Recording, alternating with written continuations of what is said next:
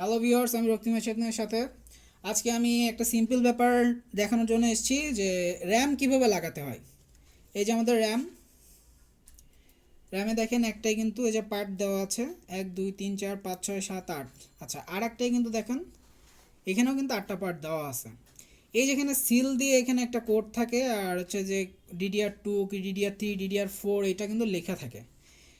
তখন হচ্ছে এই স্টিকারটা ঠিক আমাদের হার্ড ডিস্কের দিকে দিতে হবে, দিয়ে এখানে যে লক আছে লক দুইটা খুলতে হবে।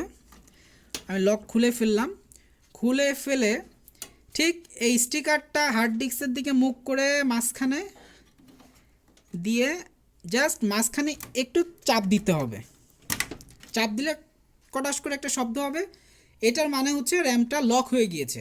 এটা হচ্ছে র্যাম লাগানোর নিয়ম। এটাই সবথেকে সহজ পদ্ধতি, যে স্টিকার যেদিকে থাকে, কারণ যে দুই দিকে 8টা পয়েন্ট থাকে, সো যেদিকে স্টিকার থাকে ওই দিকটা জাস্ট হার্ড ডিস্কের দিকে হবে। দিয়ে আপনি দুই সাইডে লক খুলে মাঝখান থেকে একটু প্রেস করলেই একটা শব্দ হবে, হলে আপনি বুঝতে পারবেন যে এটা লক হয়ে গিয়েছে। সো খুব সিম্পল একটা জিনিস। আশা করি ভিডিওটা সবার ভালো লাগছে। আজকের মতো এখানেই, সবাই ভালো থাকবেন।